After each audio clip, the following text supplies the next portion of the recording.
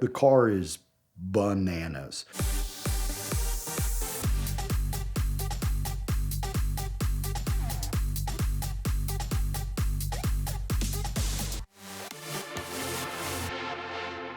Everybody that's in the car community is going to hate me for this one because, I was a hater of EVs until I bought one and then owned one. So, you either put down your fax machine and pick up the new technology or you're left behind. And this day you stop learning is really the day you start to become obsolete. So, we had a big strategy of creating an EV community as part of the racetrack at Atlanta Motorsports Park because we know that it's coming.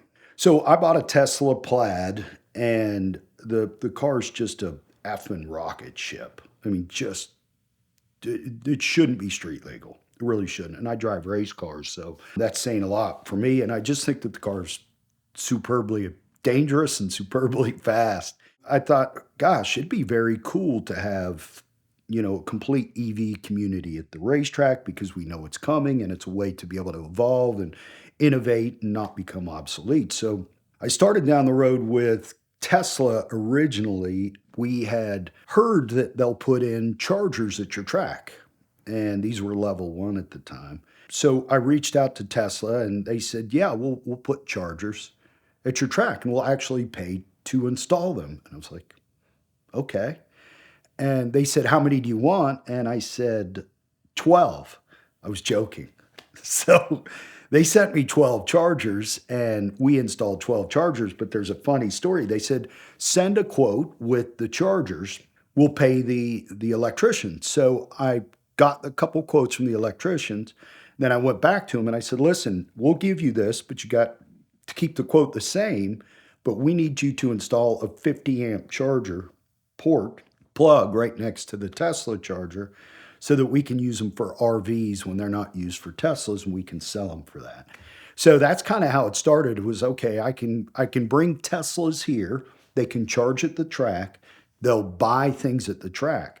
Then it evolved from there to where I said, "All right, let's do something that we don't think anybody's done.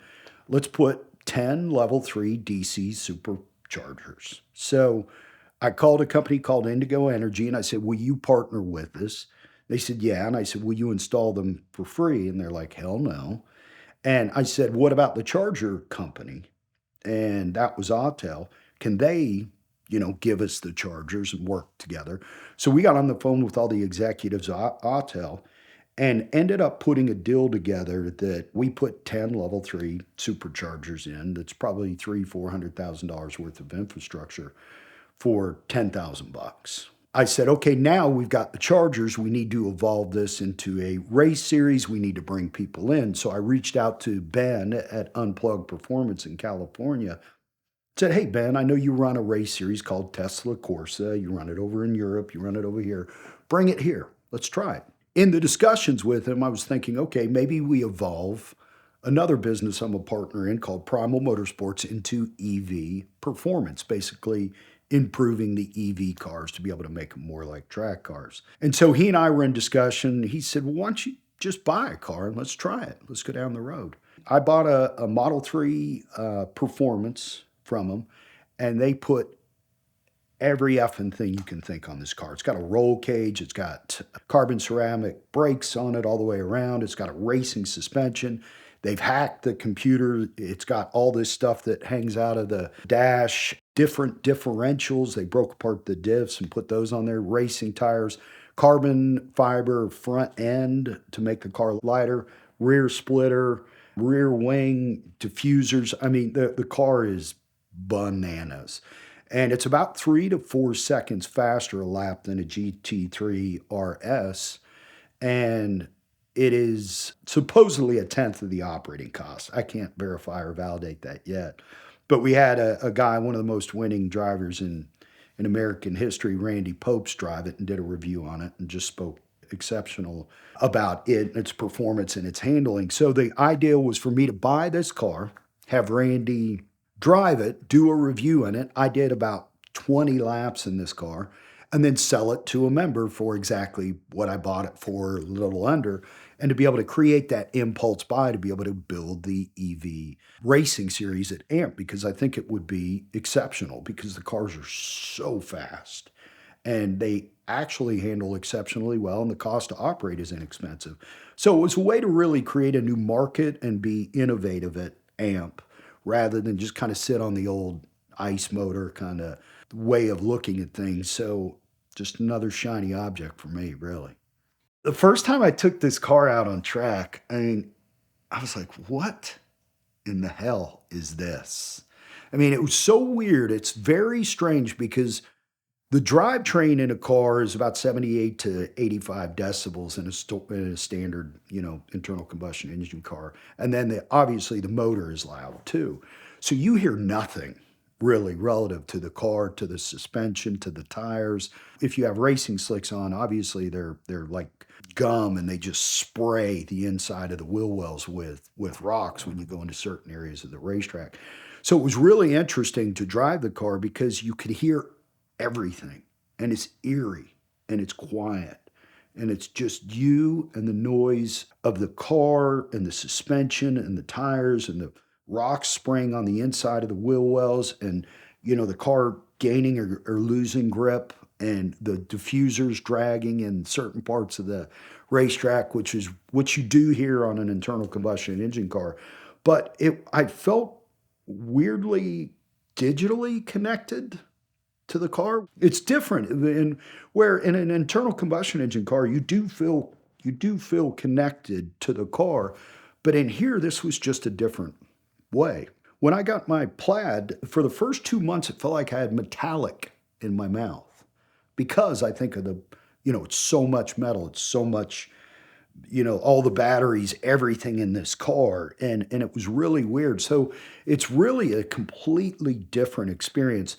And then the torque when driving this car and coming out of the corners and things like that, and what you can do with the car comparative to a internal combustion engine, because you just don't have that torque always, where ICE motor's going to have it, at 4,000 or 6,000 or whatever range it's really peaking at. This thing's just it's a hell of a lot of fun. It's a handful. It's completely different. It's an all-wheel drive. Once, you have it all set up with the computer, and they've hacked the computer to make it, have a lot more slips. You have a lot more control, so the computer's not trying to overthink the driving, so you can drive and push the car, and, where you need to break the car loose a little bit and free it up, you can, where with all those nannies on it, you can't. It's a hell of a lot different than the Plaid. The Plaid, I can, within a lap, this red screen of death comes up that brakes are overheating, because it's so fast and it's so underbroke, because it's not designed to have 4 people in it running around a racetrack, 150 miles an hour. So it's completely different. And that Model 3 Ascension is really special. It's really cool. It's had Randy drive it, it's had me drive it, and then it's had some ride-alongs for a corporate event. But right now it's sitting upstairs in the showroom at the racetrack with some for sale signs on it. And if somebody doesn't buy it soon, either I'm going to start driving it, or we talked about doing a raffle with the car, linking up with people that are famous YouTube people or whatever, and coming up with a way to be able to put that car out there, get awareness, bring some of the money back in, bring awareness to the racetrack and to the EV racing side of things, because I think it's really special and important to look at that and not to shy away from it, because it's coming. Or a version of it is coming. And so, again, I really like shiny objects and new stuff. So I thought it was cool as hell. It was an impulse buy. When you get a ticket, it might look something like this, but the first thing that you need to do is take a picture of that ticket and send it to 305-305. That will get the ticket clinic on your case immediately. They've got brick and mortar offices in Georgia, Florida, and California, but they can help you find a ticket no matter where you get it in the United States by helping you find a local attorney that will do everything they can to help you avoid costly fines, insurance premium increases, points on your license, risk of suspension, even jail time. They've helped me out with this ticket and many others, and a lot of my friends as well. So check them out now at the link in the description below, or again, text your ticket ticket to 305-305 to get the ticket clinic on your case. They are the perfect partner in your fight against any speeding ticket.